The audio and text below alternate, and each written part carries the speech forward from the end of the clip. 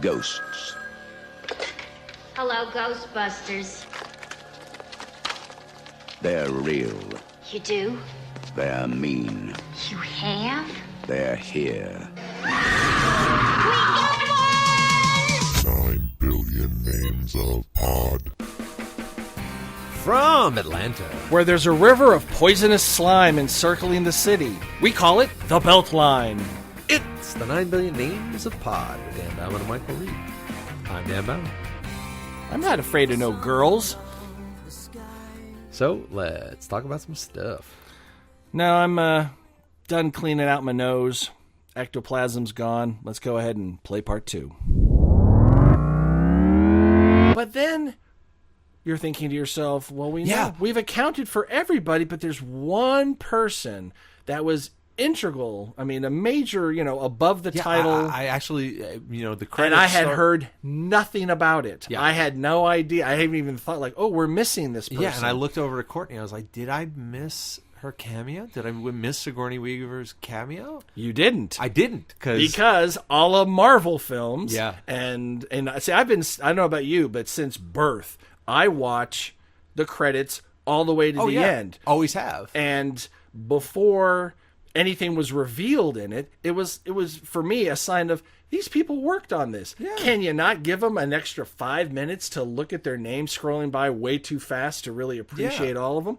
And every once in a while, was it Top Secret or one of the airplane films? They insert little text jokes in the middle of it for you to laugh about. If you had started driving home when these credits started, you'd be home by now, Right. or shit like that. Yeah, Kevin Smith would drop a bunch of stuff in his credits. Right. Well, this is even before that. And then, of course, there's the one that cemented it for a generation, and definitely for me, was Ferris Bueller's Day Off. Right. I mean, and later, many years later, Deadpool. Yep. Yep. And so I always stay and watch. And now it's almost ubiquitous having a post-credit sequence. So much so that JJ had to come out and say there is no post-credit sequence in Force Awakens. I would have been actually upset if there had Yes. been. You don't do that. That's not a Star Wars thing. No. You don't do that. Exactly.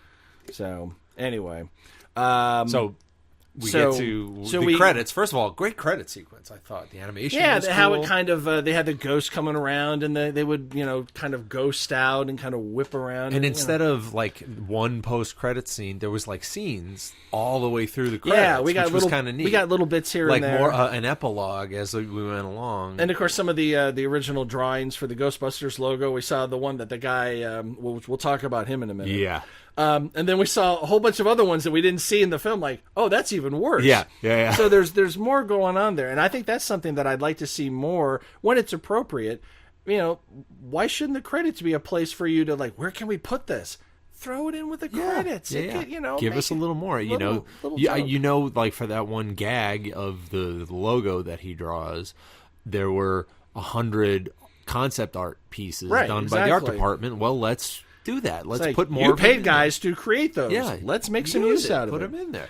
So in one of our post or interstitial credit moments, we get them back at the China. Well, I guess no. They're at the firehouse now, apparently. Yeah, there was a great. That's another, I guess, cameo is they go looking for a place to go and they find a firehouse. Yeah, if not the firehouse. It is the same one. It is Hook and Ladder number 8. Yep.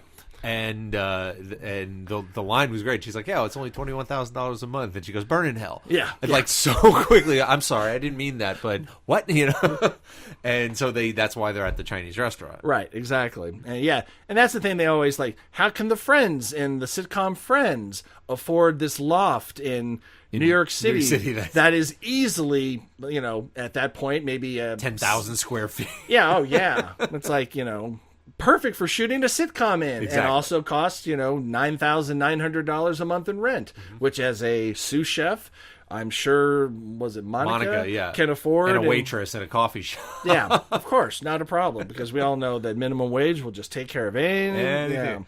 So at the end of the movie, they do get as a thank you from the mayor. The mayor is like, I absolutely say that this is a hoax. It never happened. Thank you for saving the city. They're all fakers. We're gonna fund you completely. Yeah. And you know who delivered that? Cecily Strong from, let me see, Saturday Night Live. Yeah. Exactly. And so they got the money, so they're at the firehouse. Yep. And they're punching around there, and all of a sudden, they're like, oh, who is that? Turns around, it's fucking Sigourney Weaver. As Jillian Holtzmann's mentor. Right, Rebecca Gorin. Oh, okay. That is the name of the, and she has that kind of, just a little bit of, I mean, Sigourney Weaver is just fucking perfect. Yeah. I cannot absolutely. think of a single film she's been in where she sucked. She's been in some, like, really? Okay. Some movies that weren't great. Yeah. But she is fucking tight. I mean, her chops are down. Yeah. She's got it. Dana Barrett, fucking Ellen Ripley, man. I mean, it doesn't get better than that, you know? There is no Dana Barrett. Yeah. There is only, we'll get to it. Yep. So we get Sigourney Weaver. And that just made my fucking day. Mm-hmm. I thought that was like, wow. I was like, there it is. No one was fussing about, you know, will she do, will she not? That wasn't even, no. I never heard anything about it. And quite frankly, I didn't think to look for it. It just... The only one anybody cared about was Murray. Murray, of course. right. What's that he was gonna the get. do? Is he Yeah. going to do it? Is he not going to do it? It was almost like a bit of misdirection, like, look over here at the Murray. And then on the right side, everyone else does their... they said, sure, right away. Yeah. Without a doubt. So that was good. And it makes me happy that Sigourney will embrace, to one degree or another, her past films. She's going to do another Alien film as long as it gets greenlit and works out with Ridley Scott, the timing with the Prometheus sequel. Yeah. Yeah. But from what I understand, Prometheus is going to get 2 sequels that will back up directly into the original Alien. Yeah, I don't know. Let's see and he's also doing Blade Runner, so I don't know what the hell's going on. No, he's not. He's not? No, he's not directing. He's he's going to exec produce, which, you know, all right. I mean, he's getting up there. I mean, if he's not 80, he's getting damn close to 80. He's at least 80. Yeah. So when he said, you know, well, there'll be 2 more Aliens, he was like, can you storyboard those out now? Because I'm just saying, you know, long life and everything, but I really don't want the series. If you get 2 Prometheus films out and then the third one just evaporates because you die. Why don't you make the Alien film and storyboard the Prometheus film? Yeah. Well, yeah, because I mean, Ripley's Sigourney Weaver is, I think, 67. And by the time the film comes out, based on the timelines I've heard about, she'll be 70. At now, least, yeah. Helen Mirren kicks ass at plus 70, so that's no, you know, and Harrison Ford, there's going to be another Indy. Yeah. We'll see. Yeah.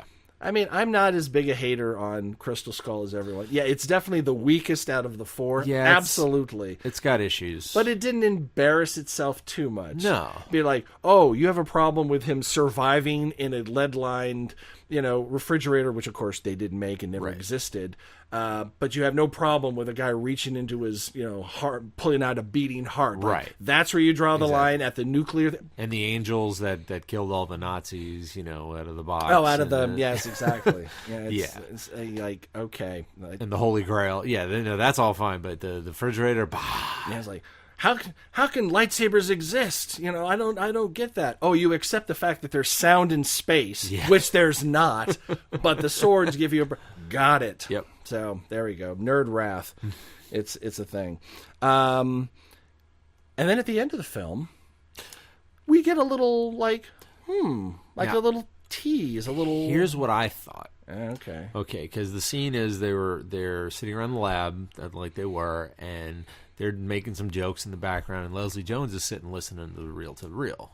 Was it Leslie Jones? Yes, it was Leslie Jones. It was Leslie. Okay. Yeah, it was Patty. She was sitting listening to the reel, and she's just listening, and they're doing whatever wacky stuff. And we don't even know what she's listening to. No, she's not. She's just listening to something. She's just listening, you know, to the EVP, whatever it is, and she says something, you know, hey guys, this is weird. I thought they were going to do the fart joke again. I thought, you know, I really did. I was like, oh, they're going to get her again. Ha, ha, ha, ha. That's the end of the movie. And she did. She said, what does Zool mean? Blackout. And I was like, whoa, what a great fucking way to end it. I like that. I like that a lot. I like that better if she said, who's Vigo the Carpathian? I mean, because let's face it, Ghostbusters 2, to some people, already ruined the franchise 20 years ago. True. I thought it was okay. It's, got its issues. Basically, Bill Murray, his sass with the picture. Yep. Hey, you know, and chatting up Dana and the whole bit. That's what kept it above board for me. Yeah. The characters without themselves. sinking down to like, all right, I get it. I mean, and everybody was in it. I mean, every single character was in it. Right. And yeah, I catch that. That one's on TV and again, and I'll watch it again. And it's like, this is not as bad as it. No, as everyone thinks. It's perfectly acceptable. It's fine. It's not the original, but nothing. It's ever. what was it? I think it was '89 when they did that. Yeah, something like that. So it was a while after. Do you remember who did the theme song? I mean, there's the Ray Parker that's in all of them, but then there's the. I'm trying to think which one it was. What do you mean, which one? No, I'm trying to think of the song of what it is. Right. Was it? Was it like MC Hammer or something? No. Although, as far as no, that was Addams Family. Fleeting. That was Addams Family. He did Addams Family, and it's not Vanilla Ice. Because he did the Turtles one. Dun, dun, dun, dun, dun, dun, dun, dun, dun. No, I can't pull it. Who was it? Bobby Brown. Oh, that's right. On Our Own. Got a grip, came equipped, got the proton packed in my back, and they split. Or whatever. Right, he did his little rap, his little thing. Yeah. And it actually, it was a fun little song. Yeah. Back when Bobby Brown could actually sell a record or two. Yeah. Now he can't give them away. Well, That and the whole getting Whitney Houston addicted to drugs probably pissed off some people. Couple. Just saying. Couple, three. Yeah. Just saying. But 2 is not nearly as bad as no. And I don't even consider this. I mean, this is not 3 to me because it's a reimagining. No. It's not like Star Trek. What did they get up to? 7. This isn't the they got up to like 9. Was it 10. 9? Well, they stopped counting numbers. Well, at a certain when they switched over. Well, it's true. When they switched over from old Cruise, cast to new generation, then they just titled. So I think it. they did 8. I want to say 8 original Was it cast. really? Well, I think Generations was either 7 or 8. All right, that sounds about right. 'Cause I think they got to 6 with the old school crew. Yeah, I think so. 7, I think, is Generations. And then they kind of did the transition. And then you would go on to, Insurrection. And then they did 2 really, really good Next Generation films, and then 2 really, really bad pointless Next Gen. Like, where was the Borg film? Yeah, I know we got some Borg action in not Generations, First Contact. Yeah, but not. But we want the Federation War with the Borg. Yeah, we need some serious, But okay, so be it. Now, the one person we've not mentioned, yes, in the film, who was not a revelation, but who the fuck knew that Chris Hemsworth was that funny? Who the fuck knew that he... And they said, I've read interviews, and they said, did he bring writers, or is he really this... Like, Kristen Wiig and Melissa McCarthy were saying they had him roll... He had them rolling on the floor because he was just that goddamn funny. My favorite... Just to give you a background... Hopefully at this point you've watched the film, so none of this is a revelation, right. But they need a receptionist a la Annie Potts. Yep. And they of course they flip it. They flip it, which is good. It's like, they bring in the beefcake as opposed to the chick with the boobs and the whatever and stuff like, you know what? Play into the stereotype and make it work. And apparently he's like an aspiring actor. Model, for sure. Model, yeah. So which makes me look more musical, playing the sax, and it shows him playing a saxophone without a shirt, or without a shirt, of course, or listening to the sax. And he's literally the mouthpiece to the sax is in his ear, listening to the sax. And I went, "Oh, this is gonna be good." Yeah, and what they're talking to him at one point. He reaches through his glasses and scratches his face and like, why are there no glass in there? He's like, oh, it kept getting dirty, so I just got rid of them. And it's like, what? He just played it as just dumb as a bag of hammers. Of course. Why wouldn't I have done that? Right. Doesn't know how to use a phone. He was brilliant. Office of Paranoid Metamucil. Yeah. No, he did good with that, and also the just up and walks out in the middle of things like, I've got an audition, or I can't. I forget what it was. Yeah, just I got to do this, or the phone would be ringing for like 10 minutes in a scene. They'd all just look over, and he'd be there and like answer the phone. Oh, okay. And listen, like, I didn't like the sound of that guy. Yeah, and just hung up the phone. Yeah, I can't. It's in the fish tank. No, the one on your desk. Huh? Yeah, and there's that scene with him in the background just poking at the glass. I can't get to the phone. I kept going and going. Yeah, I think he did himself. Was it Chris? Yeah, Chris Hemsworth. Yeah, Liam's the other one. Liam's the other one. Yeah, that's Liam. Liam's the one. Is Liam Thor? No. Chris is Thor. He was Thor. Liam's the one from Hunger Games and a bunch of other stuff. I've never seen Hunger Games. Oh, yeah, all right. They're all right. Yeah, sorry, but Chris, yeah, he was Thor. Was in Ghostbusters. Yes, the Hemsworth twins just suckled out all the gorgeousness for men out of Australia and took it with them. So it's they're interchangeable. Mm-hmm. I wonder if they could do that in one of the Marvel films, just for maybe a 1 minute scene. Just switch the brothers for a second. No, they're not twins. They don't look enough alike to swap them. They look I don't know. No, Chris is blonde and Liam's dark hair. Wow. Why do I know so much about these guys? God, if only a thing called hair dye had been invented. We need to get on that. Yeah. We do a Duck Soup remake. Yeah. All in the night shirt. Wow. Talk about callback. Good grief. If I could walk like that, I wouldn't need the talcum powder. Yeah, exactly. One of the things I found really interesting, early on in the film, they would videotape the apparition, so you could see. Which, by the way, those ghosts were tight. I mean, effects wise. Oh yeah, yeah. The I thought that was very. I like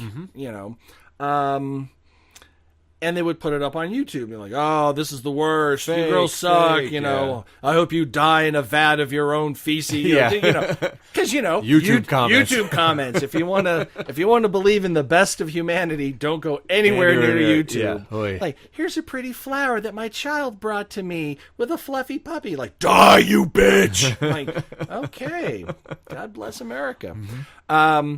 But they read out some of the comments. Yeah. They were kind of eerily reminiscent, dual in purpose to the reaction that people had to that first trailer. Now, from what I understand, they may have been a little bit prescient in this because they filmed all this before, obviously, the trailer came out. Maybe they went back for reshoots. Usually, though, in Hollywood, when reshoots are ordered, it's big news because that means a film is in big fucking trouble. No, not necessarily. Usually, not, Deadpool had reshoots. Yeah. And Force Awakens had reshoots. Yeah, I can't imagine, my God, if they made Deadpool even more funny. Could you imagine? Oh, yeah. Yeah, Suicide Squad went through reshoots, and they said the same thing. They're adding a bunch of jokes because Deadpool. And they need to. That'll work in that movie. For that film, yeah. For sure. Yeah, Batman versus Superman... No, but it needed something. Yeah. Actually, it needed less of something. Yeah. I will. You don't have to, but if you want to, I'm going to get the Ultimate, Blu-ray, the 3-hour version. Is it 3 hours? It is 3 hours because the original cut was almost 2.5 hours, and they added 30 extra minutes. You know what? I will watch. Okay. I will indulge. Yep. I'm not. I didn't hate it so much that it's it's irredeemable. It is irredeemable. No, but I just want to see what they do with it. They might be able to redeem it up a little closer. Yeah. No, it's got its totally issues, but I really liked Snyder. Sorry. Yeah. Sorry. Yeah. Yeah, let's not go down that road. Where's a Phantom Zone when you fucking need one? Right. Mr. Snyder, come on over here. Well, from what I hear, Affleck is kind of exiled him to the good, as well it should be. He's a perfectly competent director. He's a perfectly competent art director. He should be a second unit guy. And no. I'm talking about Affleck. Oh, Affleck. Well, he's got a fucking Oscar. Yeah. Well, that doesn't necessarily mean anything, but in this case, it means something. Yeah. And like I said, they finally. I don't want to say emulated the Marvel way, but Jeff Johns, one of the premier DC writers, is now kind of steering the ship. It's not Snyder, it's Jeff Johns. Which is what they need. But just get him out of the. Let him work a second unit. Let him work an FX, unit. Right. In post. He has great ideas, but he's not a storyteller, and they need a freaking storyteller for these stories. God, it's almost like that's really what you hang everything else on. Yeah, you think? But then Snyder goes, but look at what Michael Bay. he has a script that could be like a 1-page treatment, and it just has a bunch of greased up cleavage and explosions, and it makes billions. So that's an exception, I guess. Some people are still dumb enough to go to Transformers Part 9. Yeah, they're making another Season of the Bitch, or whatever the fuck they're calling it. I just, I'll admit, I watched that first Transformers from going, wow, what a spectacle. It's light on everything I ever would have wanted, but wow, the effects are brilliant. The thing about the first Transformers movie, I was super unbelievably happy because they got the voice. They got the voice. That's all I needed. I was like, that's Optimus Prime. They got it right. The rest of the movie was fucking Here's wrong Optimus and Prime reading the phone book. Yeah, they got Peter Is this Cullen. what you wanted, Bauman? Yeah, that's it. I'm getting to the bees now. Autobots, roll out.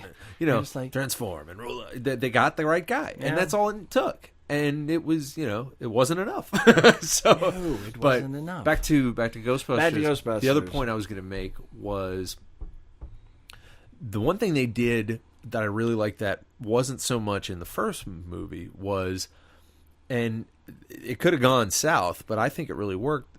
I mean, the third act of that movie, it becomes a legit action movie. That sequence when they go into the Armageddon fighting the ghosts and with all new weapons and stuff, that was pretty tight. I mean, they went like, we're not going to play this for laughs. They're going to kick ass, and they really did. They killed a pilgrim. Yeah, they took it. They went aliens. Yeah. And it was kind of funny with the ghost shredder and the different weapons that they had. The ball. I use it to crack walnuts. I was like, oh, okay. Huh. Now there's one cameo that we have not mentioned from the original that made an appearance in. Slimer. They were doing a fast push in on a hot dog cart, and I went, that's gotta be Slimer. It's the same fucking cart with the same umbrella. It's gotta be. And all of a sudden pops out, rah, and there's well, that's what every cart of umbrella cart looks like. Well, there's like Grace Papaya and Nathan. There's a couple of different colors. Not carts, no. Sabrettes is the carts. They're like buildings, but not carts. No. Really? Yeah. I thought there's a couple other brands that went around. No, it's pretty much Sabrettes. Only one brand of street meat in New York, huh? Pretty much. Okay. Well, why not? Well, and actually, there is another cameo too. Trying to think. I don't know who. Stay Puft. Oh, they did work Stay Puft in there. They got Stay Puft in there, foiled by a fucking knife. Yeah, Instead of blasting it away, they just poked a hole in it and went. Well, because it was a haunted balloon. Really, is what it was. Yeah, the way the balloons, I thought that was pretty creepy, awesome. How they handled that. Macy's parade, creepy as fuck. Yeah, well, like you said, the ghost effects were really, really good. Yeah, it definitely shows, and not that the ones in the original were, they were cutting edge of their time. Of their time, yeah. For sure. I mean, even Slimer was a puppet, was a practical puppet, as were the. And I think that they did that exactly the same way because it looked just like the original Slimer. I don't know if it was a puppet. I'm sure it was CG, but I mean, you think so? Yeah, I doubt they dug that. Went puppet. Through the. Well, and they had a Mrs. Slimer too in the car. Yep, that's true. With a little wig. If you really broke it down, the mythology of how the ghosts work in Ghostbusters, they didn't make any sense at all. No, those aren't the spirits of any human. Like, what is that dragon? Like, what were you before? You're like an amorphous blob that eats hot dogs, what were you? A giant winged demon thing, and possessed. Well, that's Dick Cheney's soul. Oh, okay. Well, that makes sense. Yeah, that makes sense. Attracted to the dark side. Yeah. No, that is the dark side. That is the dark side. And of course, Slimer takes off in Ecto 1. That was pretty cool. And taking is that really happening? Wow, that's okay. It's gone now. So that's the end of that. Yeah. So, what'd you think of the bad guy, the actual villain? The fact that there was an actual villain. It was a nice change because it did differentiate, definitely. Yeah, it did. I mean, because there's no I guess the closest you'd come to it is was it Peter Nichols in the second one? Peter McNichol, yeah. Is it McNichol? McNichol. Yep. Who was kind of like the Renfield of Vigo. He's a Vigo. He's the Carpathian. Yeah, but in the original Ghostbusters, there's no actual human person facilitating. Well, it's the building. At the end, wasn't there? something that was coming out of the. Well, that's Zool. Yeah, but I mean, there wasn't someone like facilitating. There wasn't like a person trying, and that's kind of the plot of the movie. Yeah, Again, he's realized how to release all the ghosts. Yeah, he is actually facilitating. He's like the ghosts. A scientist He's a crazy genius scientist, and he's building devices to up the paranormal energy in New York, and he's going to like possess himself and kill himself basically and take over the ghost army or whatever. Yeah, that's another thing we get far more widespread. Ghosts inhabiting people in this. We got a touch of it in the old ones, but we had Melissa McCarthy pull an exorcist with the 180 turn on the Linda Blair, on the head there, and of course we had the original ghost with the torrent of pea soup. I mean, I'm sitting there looking at my watch going like, this ghost is vomiting ectoplasm for like the last 10 minutes. Yeah, that was a hell of a beat. Yeah.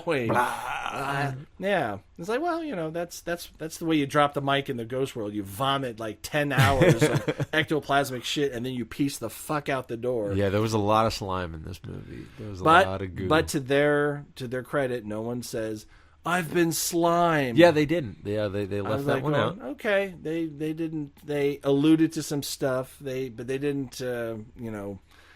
Pimp. Is pimp the right word? Yeah, why not pimp? They didn't pimp the old stuff to try. No, that's what I mean. They didn't. There was enough Easter eggs, and there was enough. Oh yeah. To like look at that, look at that. But it wasn't. It wasn't like. Well, it works in the way we've talked about. Someone who was born yesterday and suddenly has the capacity to watch films the following day, having never seen the first one, could watch the revamp and enjoy it for what it is completely, and get none of the little clues because they're not essential to the story, right, at all. And people who have can go, I see what you did there. It works on both levels. So, and that way, same thing with the Star Trek reboot. They also did the same thing. It's if you've never seen Star Trek before in your life or have any concept of what it is, you watch it and you're like, it's an enjoyable film. People who know go, I see what you did there. And like, he's going down to the surface in a red shirt. Yeah. He is so gonna die. Oh no. Yeah, nothing detracts from it being its own thing. And it just makes me wonder why there was such an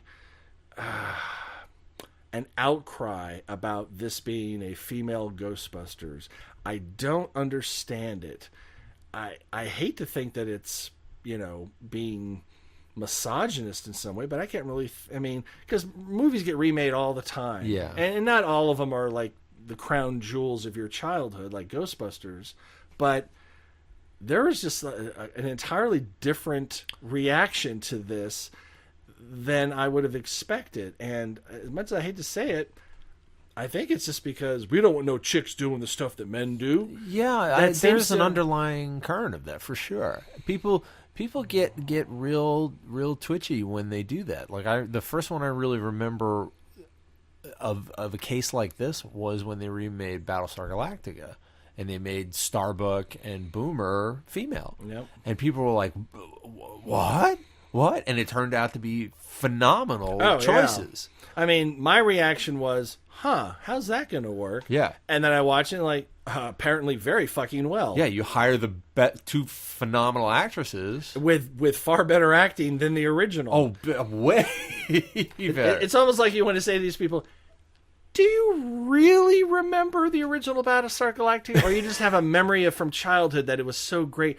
I recommend going back and watching it, because just like Land of the Lost from your childhood, watching it now as an adult, you'll be, wow, that really sucks. There are 11 effects shots, and they use them in every episode. Yeah, exactly. Every dogfight with a Cylon. Yeah, there's the three formation. There's the banking to the left, the banking to the right. Yeah, exactly. Those are expensive shots. And they're going to keep. That's the reason why we got Galactica 80. Yeah, they said we can't afford the budget, so we're going to have the Galactica find the Earth, and we'll do shit on Earth on motorcycles, flying motorcycles. What's more aerodynamic than flying motorcycles? Hey, Chips is popular right now. That's exactly what it was. Let's make that shit fly. Exactly what it was. Oh god, that's just the worst. But yeah, it holds up. It's fine. I would like, it would be kind of interesting. I was thinking about this as I was watching it.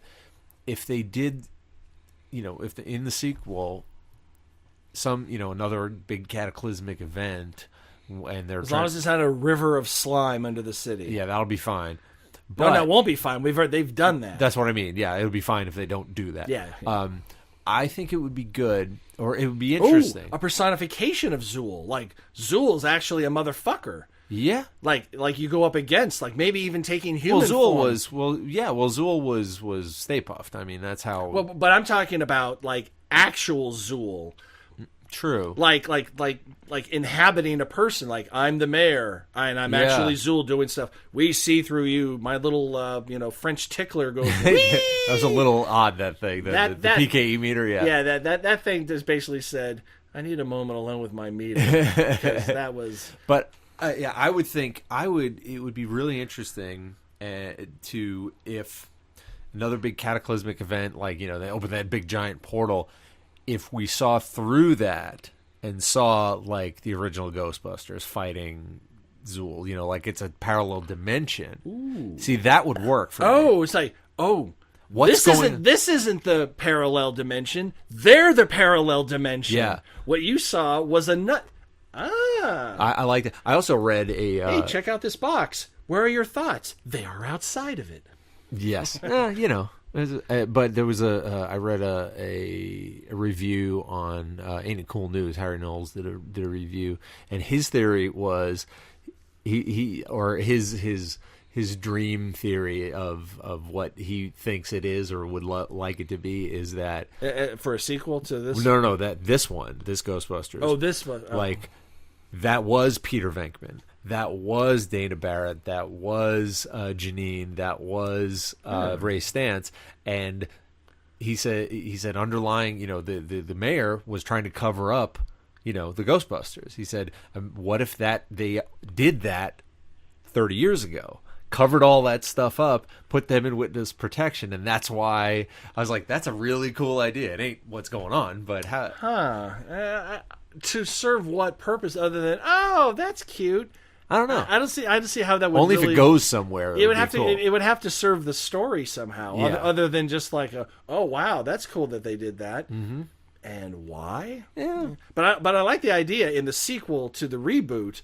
They're fighting Zool, and as the portal opens, you can see from the other side or whatever. Like, how cool would that be? Oh my God! There's the 1984. Fighting him at the same time. Yeah. I'm like, I like that. Yeah, that would be pretty. That's pretty something cool. I can get behind. I mean, there's so many. God, could you imagine? Well, you need a comedy director to do the Ghostbusters, but God, if they got someone in like Guillermo del Toro to do the second Ghostbusters reboot, it would take a gothic, fucked up tone. Yeah. No. His films are not comedies. No. I mean, Ghostbusters are comedy films. Yeah. He's not the guy. Part of me is like, what if the Ghostbusters go into Pan's Labyrinth to have that? That would be a film I'd be interested in seeing, but I don't think it should never be made. Right. Right. No. It just, what if this and this got put together? Hey. No. Because there was talk about... Yeah, what was it? There was talk about, like, they were going to make another male Ghostbusters movie, and they were going to make a Ghost Corps movie where it's, like, throughout the universe and they're fighting ghosts. And well, didn't they do some of that shit in the animated? There was the Ghostbusters and then the real Ghostbusters? Well, the reason they did that was because in the 60s, there was a TV show called Ghostbusters with Larry Storch. It was, like, Larry Storch and, I think, Forrest Tucker and, like, a guy in a gorilla suit. God, what was that? What was Storch's bit? F Troop. F Troop, that's it. Yeah, it was F-Troop. him and Forrest Tucker from F Troop. F-Troop. And they did, I think it was even before F Troop, to be honest, and it was called Ghostbusters. So that's why, and they made an animated version of that, weirdly enough. And when the 84 Ghostbusters came out, they could do the movie, but they, for some reason, I don't know, didn't have right. That's why there was the real Ghostbusters. Oh, and okay. that was a really great cartoon too. I watched that a lot, and they did. That was like Slimer was part of the team, and they had everyone says, I'll show you pictures. Everyone says that Holtzmann is an homage to Egon from the real because he had the big crazy hair and the weird glasses and everything. And I was like, That would be cool. I don't know if it is, but maybe it is. Holtzmann, that's that's my girl. That just there's a whole world of crazy going on up there. That I just genius crazy. I just dig that. I put an RF filter on the thing, and then like, okay, yeah, we have nuclear reactors on our backs, and it's okay, no problem. The lead that you'd have to encase that in to have it as a backpack, first of all, you couldn't carry it. Second of all, the heat would be so much it would burn your back. But you know what? Hey, you're believing in ghosts that can be fought. You just have a problem with the weight and the got it. See how that works. That's the line from the original. We're doing so and so with unlicensed nuclear accelerators on our backs. Yeah, exactly. Now, did you notice at the top of the film the prevalent name of the subway stop in which they were using? Yeah. It was a street called Seaward, Seaward, as in the C word. So I propose for the sequel that they use the stop. Medication time. Medication time. We ran out of time. I will tell you next week. The 9 Billion Names of Pod was conceived, written, and performed by Michael Reed and Dan Bauman, with Abdul Beni Hassan as the sound of splintering wood. Research, transportation, and exasperated looks by Courtney Lohner. Technical assistance by Cubase, Pro Tools, Skynet, QLab, Deep Thought, Big Brother, and Eddie, your shipboard computer. Financial consideration provided by the Wayne Foundation, Stark Industries, the Piranha Brothers, and LexCorp. Legal counsel by the Office of Howard and Fine. I have seen shit that would turn you white! Our intro music was written by Tim Akers. This podcast was sponsored by Deep Shag Records and it's a production of Audio Primate. Throw us a couple stars on iTunes, why don't you? Check us out on dadsgarageradio.net.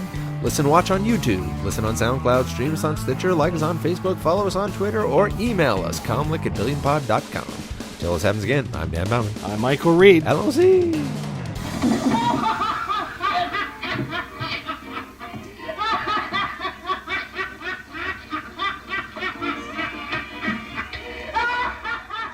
Audio Primate.